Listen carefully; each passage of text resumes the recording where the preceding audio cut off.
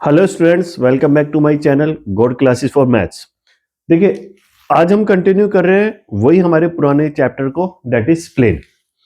अब अगर हम बात करें प्लेन की, तो देखिए हमने कल जो डिस्कस किया था, हमने कि एक प्लेन की इक्वेशन क्या होती है अगर हमें डिस्टेंस फ्रॉम द ओरिजिन और ओरिजिन से नॉर्मल वेक्टर गिवन हो, नॉर्मल यूनिट वेक्टर गिवन हो।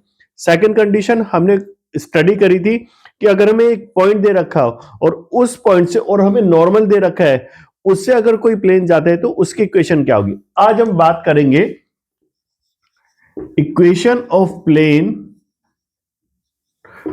passes through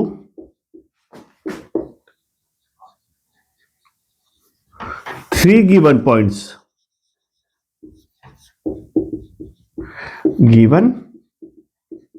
ठीक है ना। आज हम ये डिस्कस करेंगे। देखो, मैंने क्या माना, यहां पर एक पॉइंट है, यहां एक पॉइंट है और यहां एक पॉइंट है। ठीक है, मैंने इसको मान लिया x1 y1 z1, एक मान लिया x2 y2 z2 and the third one is x3 y3 और z3। ये हमने 3 पॉइंट माने हैं जिनसे प्लेन, मतलब ये मेरा जो प्लेन है वो इन 3 पॉइंट से होके जा रहा है। ठीक है ना। अब क्योंकि देखो 2 पॉइंट से अगर मैं बात करूं, 2 पॉइंट से बहुत सारे प्लेन हो सकते हैं, लेकिन 3 पॉइंट से तो केवल एक ही प्लेन होएगा ना।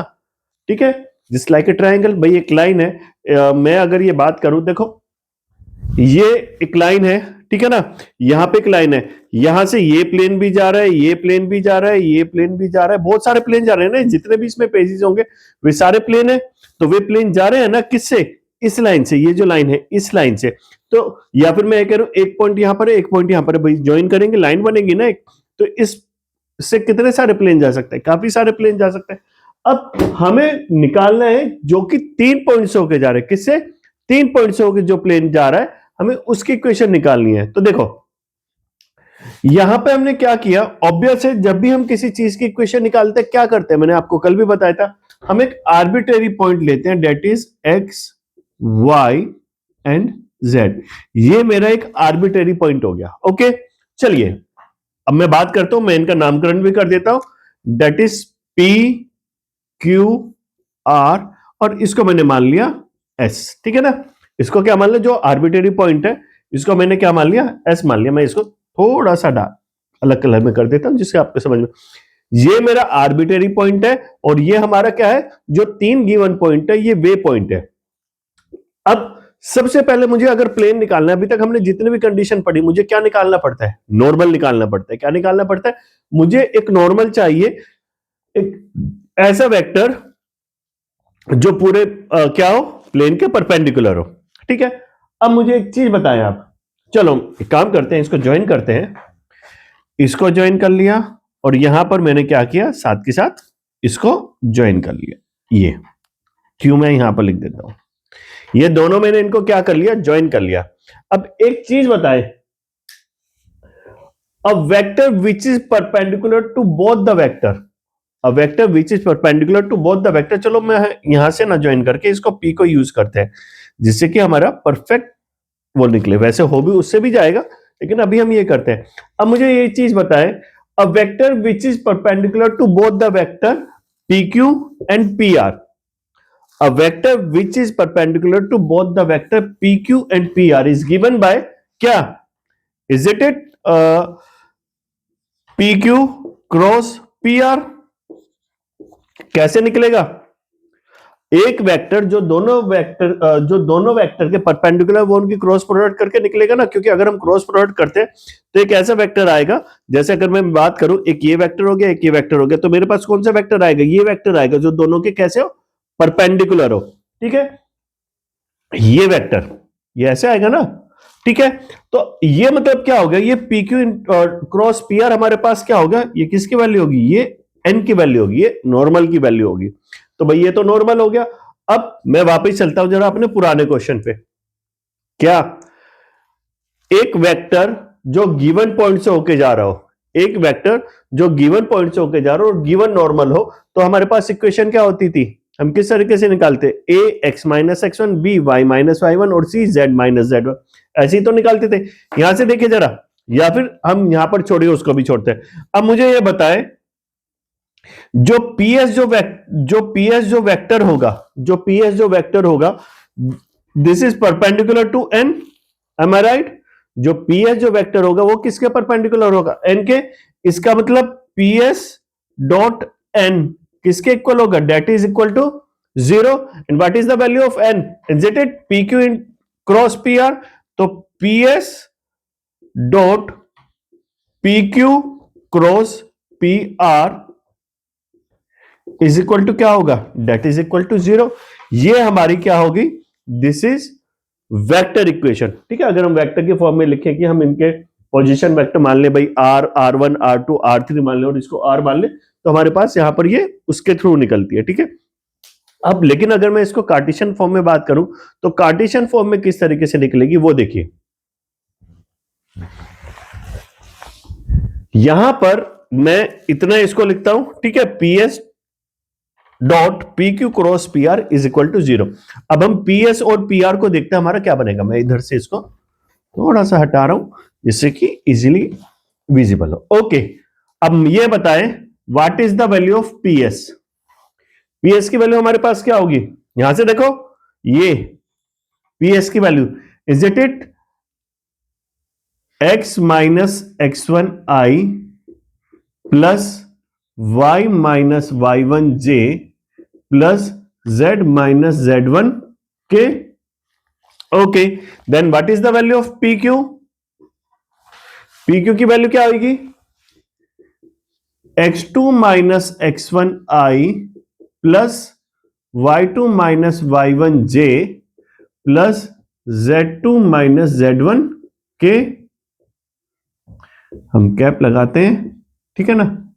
Okay, and what is the value of P R?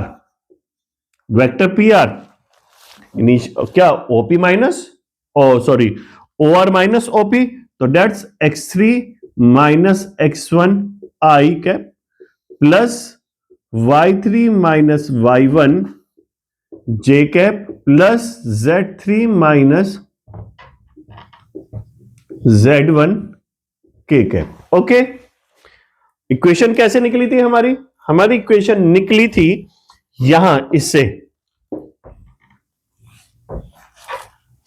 That's PS dot vector P Q cross P R is equal to 0। अच्छा, अब अगर मैं वैल्यू रखता हूं, देखो अगर मैं वैल्यू रखता हूं तो पीएस की वैल्यू क्या हो जाएगी हमारे पास? x minus X one I plus Y minus Y one J plus Z minus Z one K dot, इसको कैसे डिटरमिनेंट उसकी फॉर्म में लिखे हैं, determinant I J K X two minus X one Y two minus Y one Z two minus Z one. Okay, और इधर X three minus X one Y three minus Y one और Z three minus Z one is equal to 0। Okay, अब जब dot करेंगे तो इसका इसके साथ हुआ, तो फाइनली हमारा जो रिजल्ट का आएगा वो क्या आएगा? हमारा result that is x minus X one Y minus Y one Z minus Z one, then x2 minus X one Y two minus Y one z2 minus Z one, then x3 minus X one Y three minus Y one और z3 minus Z one is equal to कितना हो जाएगा हमारे पास? That is equal to 0। ठीक है, तो ये अगर 0 के इक्वल के थ्रू हम लोग क्या कर सकते हैं? हम लोग इक्वेशन निकाल सकते हैं प्लेन की, जो कि हमारे 3 पॉइंट से पास होके जा रही है। ठीक है, ये बात इजीली आपको समझ में। अब यहीं से हमारे पास एक और कंडीशन निकलती है प्लेन की इंटरसेप्ट फॉर्म में। किस फॉर्म में? इंटरसेप्ट फॉर्म में। ये आप लोगों को इजीली समझ में आ गया होगी कि ये इक्वेशन किस तरीके से आई है। चलिए अब हम करते हैं नेक्स्ट कंडीशन, किसकी?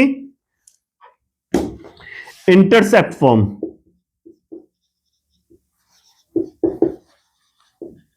देखो इंटरसेप्ट फॉर्म हमारी क्या होती है?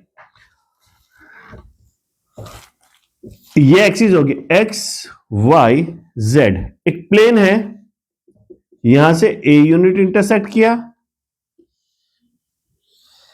यहां पे बी यूनिट इंटरसेप्ट किया और यहां पे सी यूनिट इंटरसेप्ट किया।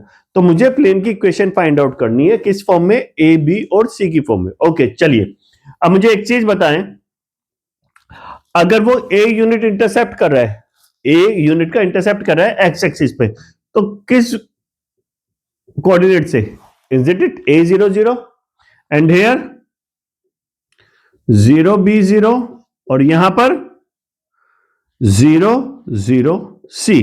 ठीक है, अभी अभी हमने एक इक्वेशन लिखी थी, अगर 3 पॉइंट्स होके जा रहे हैं, हम सेम फॉर्मूला यहां पर अप्लाई करते हैं।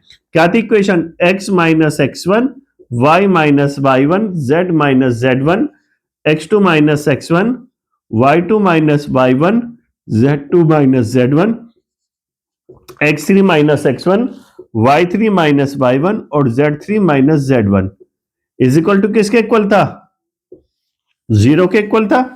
किसके इक्वल था, 0 के इक्वल। चलिए, ये हो गया हमारा x1 y1 z1 x2 y2 z2 and x3 y3 और z3, ये हमारे कोऑर्डिनेट्स हो गए।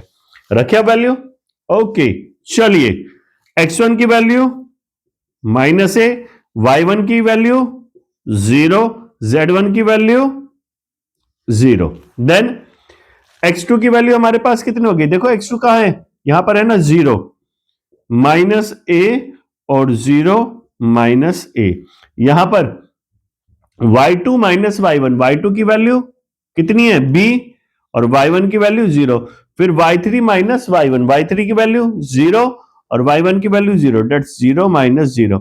और इधर z2 माइनस z1 कितना है, z2 हमारा ये रहा और z1 हमारा ये रहा, तो 0 minus 0, 0 minus 0 and then z3 minus z1, that's c minus 0, और इसकी वैल्यू किसके इक्वल होगी, डेट इज इक्वल टू 0। ठीक है, चलिए अब एक्सपेंड करते हैं। चलिए इसको x माइनस ए, यहां पर कितना होगा भाई, ये b और c तो होगा, तो that's equal to B C और माइनस 0, फिर माइनस y कितना हो जाएगा, row and column, that is minus A C, कितना हो गया, माइनस ए सी, तो यहां पर हो गया, हमने लिख दिया माइनस ए सी। देन हमारे पास कितना आएगा, देखिए z के लिए प्लस z कितना हो गया 0 माइनस ए बी, और बीच में माइनस आता है तो ये कितना होगा, plus a b is equal to कितना हो गया, 0 हो गया। अब बीसी की मल्टीप्लीकेशन करते हैं, that is b c x minus a b c plus a c y plus a b z is equal to कितना हो गया हमारे पास, 0। अब यहां से देखिए जरा, अब एबीसी को इधर ले जाते हैं, तो b c x minus a b a c y, ये प्लस का हो जाएगा, plus a b z is equal to a b c. Any problem? Okay, अब मुझे एक चीज बताएं, अगर मैं इस पूरी इक्वेशन को एबीसी से डिवाइड कर दूं, अगर पूरी इक्वेशन को हम लोग क्या करें, एबीसी से डिवाइड कर दें, तो b c x upon a b c plus a c y upon a b c plus a b z upon a b c is equal to a b c over a b c. ठीक है, तो यहां से कितना हुआ हमारे पास, b c से b c, it's x upon a plus y upon b plus z over c is equal to 1। यही हमारी क्या होगी, इंटरसेप्ट फॉर्म में इक्वेशन होगी, कि अगर कोई प्लेन है एक्स एक्सिस पे ए इंटरसेप्ट कट कर रहा है, वाई एक्सिस पे बी इंटरसेप्ट और जेड एक्सिस पे सी इंटरसेप्ट, तो इसकी इक्वेशन क्या होगी, x upon a plus y upon b plus z upon c is equal to 1।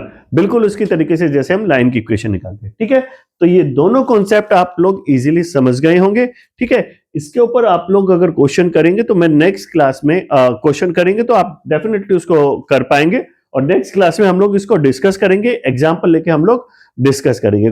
जितना नॉर्मल मैं चाहता हूं कि बहुत ज्यादा लेंथी ना हो, कि आप लोग भी बहुत जल्दी ये लगे कि यार ये तो लेंथी होगी, तो मैं छोटी छोटी वीडियोस बना के कि बीच बीच में आप लोग देख सके, और उसमें अपना जो बोर्ड एग्जाम है आप उसको अच्छे से पास कर सके, और अच्छी परसेंटेज के साथ, अच्छे स्कोर के साथ।